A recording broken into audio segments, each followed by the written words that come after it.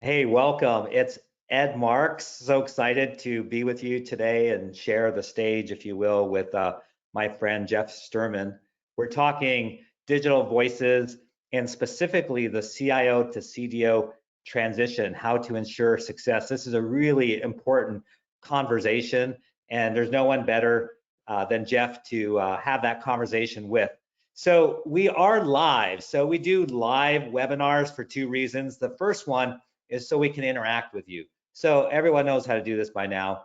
There's a place to ask questions. We've had a couple already come in actually ahead of time, so we'll be addressing those as well.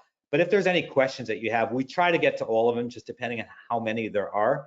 So please enter them and I'll be moderating those. So please engage with us. That's the fun part. The second reason we do this is because it makes it kind of exciting being live, because you're live and a lot of stuff could happen, and every once in a while it does. Keeps us on our toes. So it's all good, but really the main thing is we want to engage with you. So look, the transition is happening. There's a lot being said about it, written about it, but I wanted to give you a couple statistics. So when we did a webinar last year on this topic, we did it with Hillary Ross. She's a partner with Whit Kiefer. So they're probably the biggest in the industry in terms of recruiting CDOs and CIOs. I'm sure you're all familiar with Whit Kiefer. And she had some interesting stats that she shared. And so these aren't very old. These are maybe 7 months old. But in 2017, there was only 8 CDOs in healthcare. 3 of them had transitioned from CIO. So that means over half of them were coming from the outside. And then in 2020, we had 33 CDOs. And the majority of those actually came in 2019. So it's really in the last 2 years that we're seeing the explosion of CDOs. And then for those, sometimes people, they kind of push back on this topic. They're like, oh, they're not coming from outside. They're all inside. We're the best to, if we're CIOs, we're the best to move into CDOs. That may be true, but here's the facts. The facts are that 50% are coming from the outside. So it's, and the 50% that are coming from the inside, this is interesting, of healthcare, are not necessarily CIOs. So they're coming from other parts of the organization as well. And if you just need a few examples, I mean, most recently was Bond Secures. They just hired a CDO. That person came out from outside of the provider side. So there's so many examples. The primarily CIOs are reporting to CDOs, but it's really a mix, and you're going to hear Jeff's story on that. But here's the point of today, and we want to hear directly from someone who's in the mix.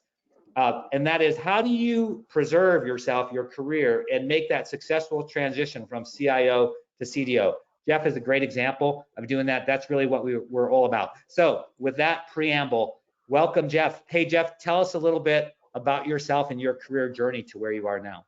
Ed, thank you. Pleasure to be here with you. A good friend, and always good to talk to you, and certainly your audience.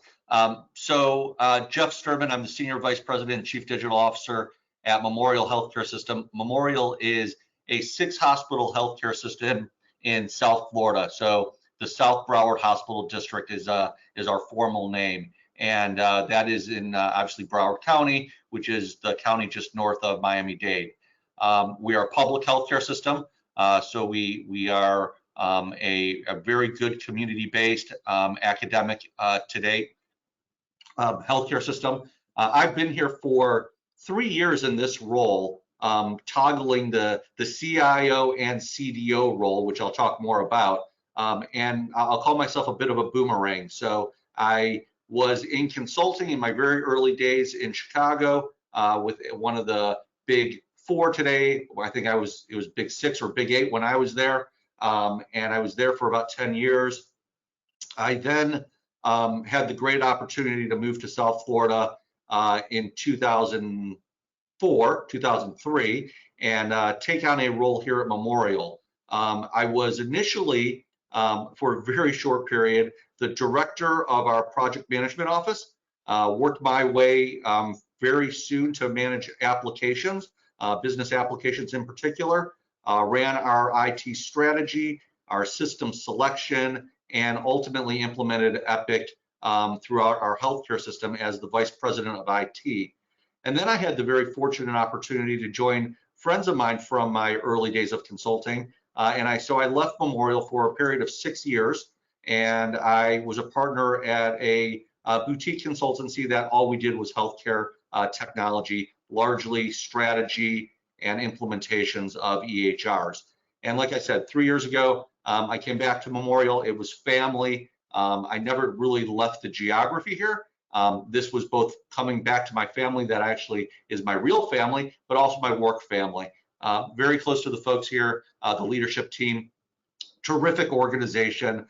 You mentioned Hillary. Hillary actually recruited me back here to Memorial, so that was a a good friend of mine as well, and I couldn't be happier to be here. It's a terrific place. Yeah, that's awesome. And for those thinking career-wise, spending a little time in consulting firms, whether big or large, is really good, right? It gives you a good external perspective, and you get to see a lot of other companies. Jeff, you recently added the CDO title, so you're really the focus of what we're talking about today, making that successful transition. So you're the CIO, and you added the CDO title. Can you share a little bit about the thinking of your organization in adopting the CDO mentality? Yeah, I'll first start kind of with my thinking in terms of what digital means and why we are at Memorial also then have moved this effort forward and really created a chief digital officer role and function. And maybe those are two different kind of points of view. The one is my bias and kind of what I think around digital, and you hope that resonates and is what your healthcare system thinks about it. And as the leader of digital capabilities, I certainly can influence it, but there's a huge education component there, which we'll touch on. So the major focus for digital, in my view, has been really the advent and influence of the patient and consumer experience. And I'm very intentional when I differentiate patient and consumer. And we've had this debate a lot in healthcare and a lot with my leaders even within the organization who are very patient-centric. But I think that's a good way to think about it. When a person is getting care, they're absolutely a patient. I think we need to broaden that perspective and think about how we can leverage technology, tools, and digital capabilities to really influence the healthcare and wellness of the consumer. And so we're very intentional here at Memorial about differentiating consumer and patient, and we think both experiences are really very important to the digital footprint.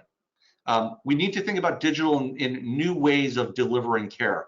I'll steal a page from the playbook of one of our providers that I work closely with, and he says it all the time that we are looking to use digital as a way to jump over bricks and mortar. So historically, we have built hospitals, and we've been very successful in building hospitals to take care of our patients.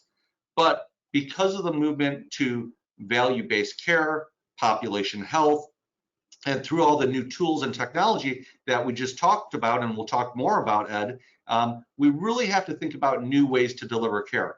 Certainly in the last year and a half, with COVID and with the huge movement towards telehealth and virtual health, that's one way that we've seen digital tools take off. And if we've said it a million times, I'll say it one more time. If there's any silver lining in the movement of COVID, which there's certainly not any good that has come from this, I don't think, other than the movement in the digital space and making things happen much more quickly than probably they would have otherwise. And so, jumping over bricks and mortar, looking at telehealth, looking at remote patient monitoring, some of those tools I'll talk about more as to where we at Memorial are focused. And then, innovation and strategy and growth and the evolution, even the culture shift that digital plays a role in is really very, very important. And so we're really excited about the opportunity that digital can provide, that the role of the chief digital officer can provide to help make some of these change happen. So we're really moving away from the status quo. And no offense to hospital executives and healthcare executives across the country, change is hard for any organization. It's hard for healthcare in particular, and we really always want to do what's best for our patient at the end of the day. But moving things forward and evolving and innovating is part of the mission of the Chief Digital Officer, which I'm sure we'll talk more about.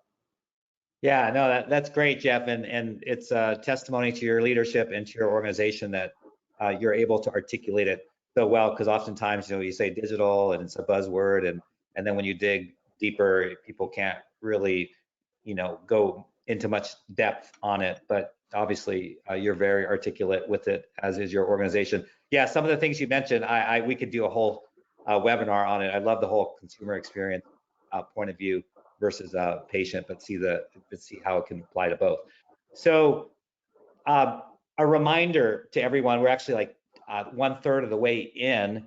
If you have any questions, I saw the comments, thank you. If you have any questions, please feel free to drop them in and we will address them along the way. So we talked a little bit about, Jeff, about your career transition and your recently added CDO title, and then some of the things that you're doing, what digital means, your organization, kind of to set the table. So I thought we would jump into a little bit more about making that transition. So it's great foundation that you laid out for us so we all know what we're talking about.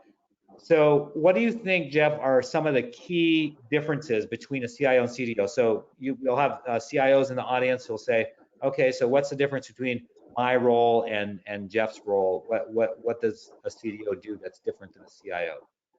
Yeah, I mean, I know we all get this question a lot, and some of us have debated this and will continue to debate this for a long time to come. I'll be a consultant for a moment and say it depends, and be really vague. And as a recovering consultant, I think it really does. Every organization is going to be a little bit different here, and it really depends on where you are as an organization, where you are with relative change and transformation, and how much you can bite off at one time.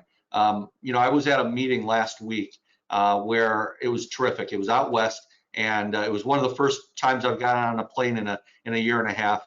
And it was great interaction with chief strategic officers, chief digital officers, chief information officers, chief revenue officers, across the states, and about 25 healthcare systems represented. And we all talked about this very question of what differentiates a CIO from a CDO.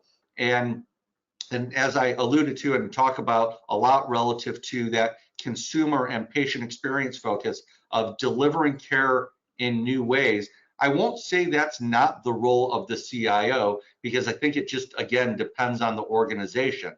But I do think through digital capabilities and digital strategy and putting a roadmap together around digital enablement, and again, very intentional in saying that, because everything we do from a digital standpoint should be done to support the healthcare system strategy. I'll just lay these out for you, Ed, real fast. So yeah. Our healthcare system strategies are around value-based care, primary care, consumerism, growth and partnerships, and ambulatory, cost and service elevation. If I look at each one of those healthcare system strategies, everything that we're doing to influence those on the digital roadmap are supporting each one of those initiatives and each one of those pillars. And so, I think from a differentiation of how to really segment, at least at Memorial, the CIO from the CDO. And by the way, just for full disclosure, I play both roles today. So I'm the CIO and I'm the Chief Digital Officer.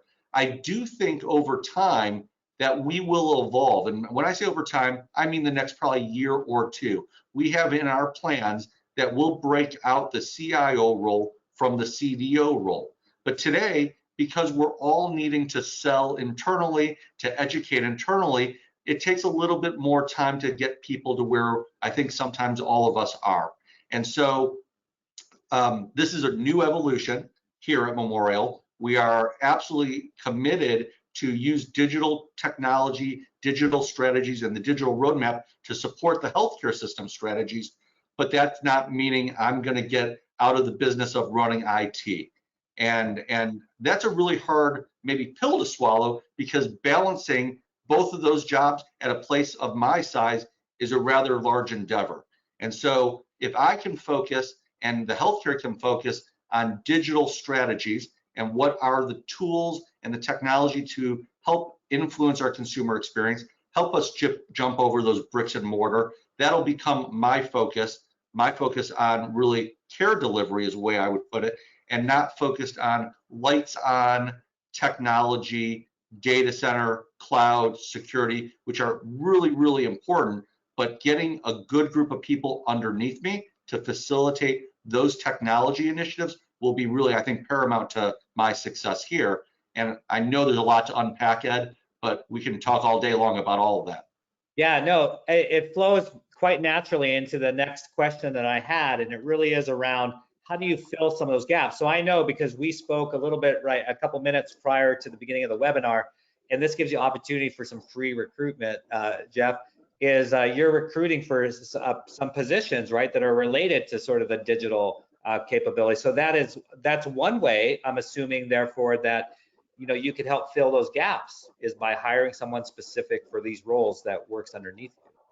Absolutely, and I'm not just hiring for, and this is where the recruitment comes in. I'm not just hiring for some of the digital strategy roles, which I clearly will be focused on, but I'm also hiring to, again, support some of these very tactical but also strategic roles and leadership roles that can sustain a very sophisticated technology department and been very successful. So I'm recruiting for a CTO, for example, right now. I'm going to be recruiting for a business applications and IT operator, which in my view, one of those two roles potentially evolve to be the CIO of the future. I'm also going to be recruiting for a VP of digital health. And so maybe that will be filled by someone internally.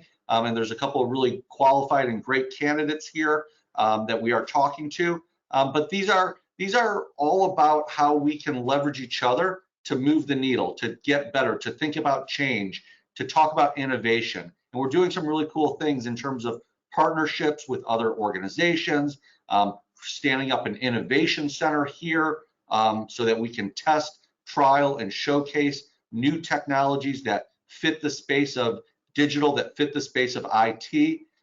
So yeah, there's an awful lot going on here at Memorial in terms of organization structure, in terms of how we're really thinking about attacking this change and this evolution. So Jeff, here's a little bit of a curveball, and I'll share a little bit about my opinion as well, because I get a little bit of pushback, as I mentioned, in the industry about, we don't need a CDO because I'm a CIO. I do all that stuff. I know the business strategy, and they're well-trained CIOs that are more of a business focus and, all the right things like that. What would you say to those that would say, so therefore, I'm not going to push on, and I'll share with you my opinion, which may be different than yours, but I'm going to let you go first.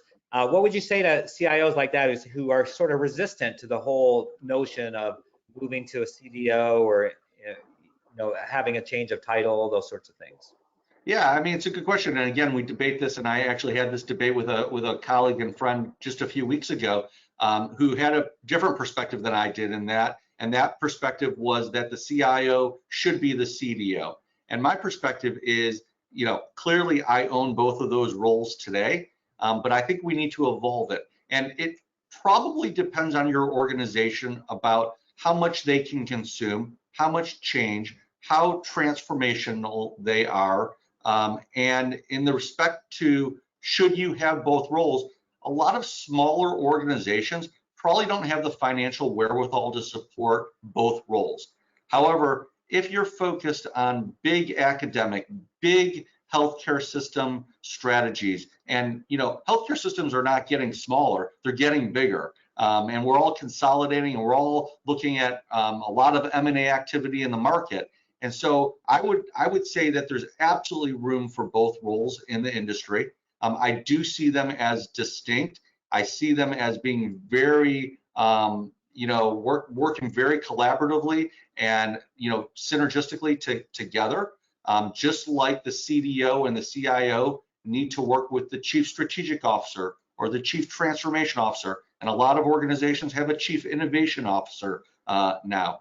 Here at Memorial, we have a chief strategic officer and a chief transformation officer, and we're the three-legged stool between the three of us that leave the opportunity for growth and leave the opportunity to think about change and evolution, while our operators are focused on today and focused on, taking care of patients in the here and now. That's not to say they're not focused on strategy and the movement of where healthcare is going, because we all need to be focused on value-based care. We all need to be focused on what are the digital ways that we can engage patients in a much more consumer-centric way. I didn't mention it earlier, but what I meant to say also was, part of the beauty of digital and part of the beauty of what we can bring to the table, probably many folks in the audience, is we can take the friction out of healthcare. We can make healthcare easier. And there's not a more complex job, I don't think, Ed, that you and I have, and probably many of the audience has. And certainly there's not a more complex industry than healthcare IT. And so all of that being said, whatever we can do to create ways in which we can engage and put more tools and capability so that we can borrow lessons learned from other industries and steal those ideas and bring them to healthcare just to make the process easier, I think that's what we should all be focused on. Yeah, no, that's great. And I'll add a little complimentary spin to that. And then we're going to jump into kind of a rapid fire round of questions, because we have about 5 or 6 audience questions plus the 2 that came in prior to the webinar. So we'll do this rapid fire. The other reason I think you need to evolve in this role is that if you don't, someone else will. So that's when you see the organization say, we need a chief digital officer. We don't have one. We have a CIO, but we don't have a chief digital officer. I think we need one. And then they're going to go external and hire one. And oftentimes, as the statistics show, the CIO will end up reporting to the CDO. I think the last statistic I have is about 70% of those cases.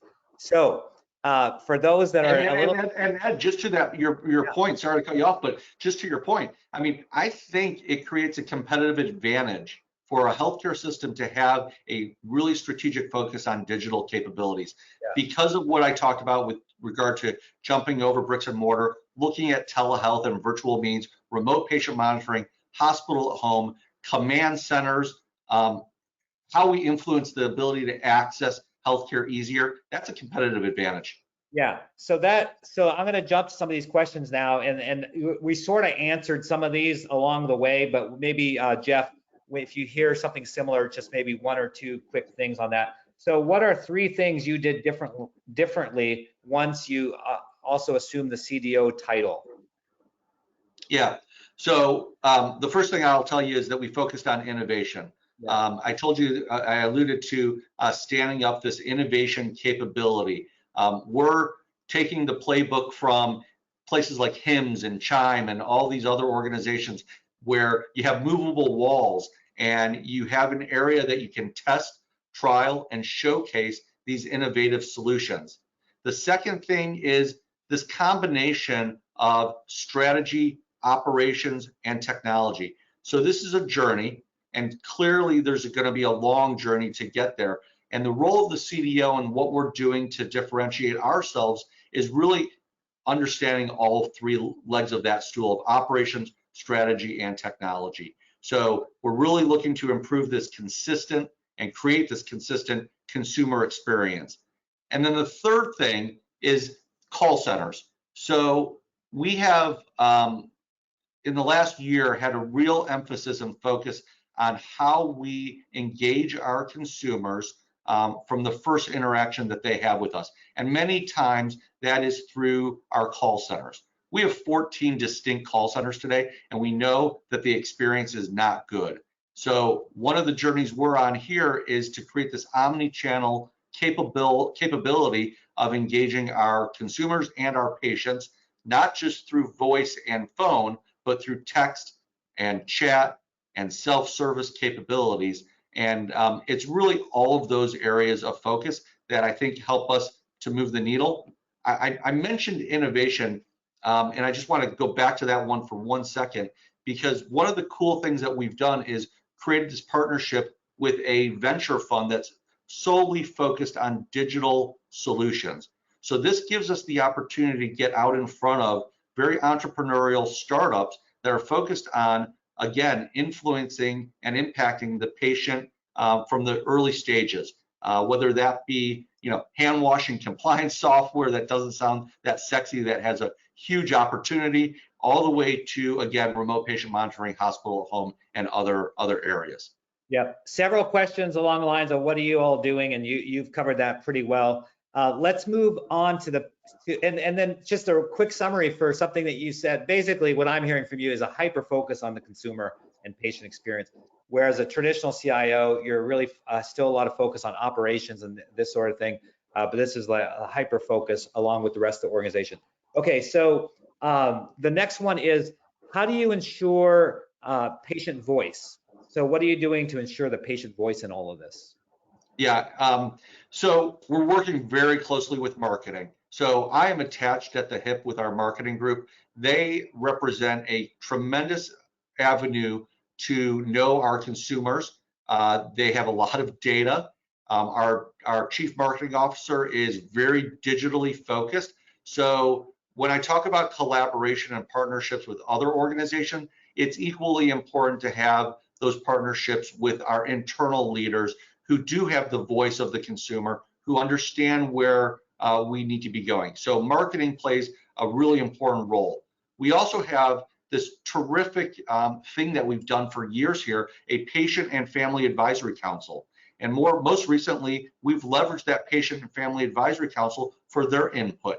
They're lay people, they're patients, they're family members in the community that we can count on to get input and understanding about what they want. So sometimes we get very blind by what we think we need to deliver. And I think getting that perspective is always very important. And the third thing and final thing I'll mention here is star ratings and reviews. So other industries have done this forever. I think healthcare is doing it more recently. We are implementing star ratings, reviews. People have done reviews with physicians for a long time. We're expanding that, and we're using that data to really understand the consumer experience and where we need to go. Yeah, this is gold. I know the audience appreciating it. You're giving you're giving 30 hours, 40 hours of content here, Jeff, in a matter of 30 minutes. Culture, right? This question always comes up. Culture. How do you move the culture into this sort of mindset of being consumer centric? Yeah, so one of the biggest assets of Memorial, and my CEO says it all the time, and I think he's absolutely right, is the culture here is our biggest asset, so our people. And our culture is something that we always want to preserve. I also think you always have to be looking to evolve your culture. And so through my position as the Chief Digital Officer and some of the change that we've talked about this morning or this afternoon, depending on where you are, is really important in influencing culture. It is not an easy thing. This is probably the hardest thing that any organization, and I don't think healthcare is different, although healthcare cultures are unique, is how you influence and change that behavior. So I think it's through many of the things that we've talked about, but it's getting people to buy in. It's getting people to support you. At the end of the day, much of what we do on the digital side, it's not the digital strategy that's important. What's important is that healthcare system strategy. So getting you the leadership, getting the operational folks to stand behind all of what we're talking about, all of this change, that's going to make everyone successful. So it's partnerships, collaboration that influence culture. All right, tons of questions. The last one, Jeff, is part of our audience. So we have about 100, in case everyone, registrants, and about half CIOs, CDOs. The other half are sort of mid-career. What advice, right? Because things changed on them. When they started their career, it was kind of like CIO, kind of a tech person, but a little bit of becoming this business strategist, as we would say in the industry, CIO 3.0, kind of understand that. But now we're saying, okay, digital. What career advice would you give a manager level or a director level individual that aspires to become you? Yeah, so I hope no one aspires to become me, first of all, but if they did and they want to be a chief digital officer, or for that matter, a chief information officer, I hit on it. I'll hit on it one last time in the probably 1 minute that you have left, and that is partnerships, relationships. So there are great organizations. I told you I was at a meeting last week through HIMSS and through Chime and healthcare leaders and so many other avenues to learn. I don't think you can ever stop learning, but you can never create a better and bigger network either. So count on those relationships, whether it be in industry, so in healthcare, or out of industry. And I think there's a lot to be learned from other industries here. And I'll just harp on this one all day long. It's relationships that make the difference. Yeah, good stuff. This is gold. If you like what you heard from Jeff, we have upcoming events, obviously hymns and chime coming up. We do this weekly podcast with individuals like Jeff called Digital Voices. So if anything, if you want to learn more, all non-commercial like today, we're thankful, Jeff, for you spending the time with us and for all of our guests today. It was gold. I took down a bunch of notes myself as evidence here, and it was really good stuff. Jeff, thanks so much. Bless you guys down in Memorial and for all that you do. So have a great day, everyone. Thank you, Ed. Bye. Bye.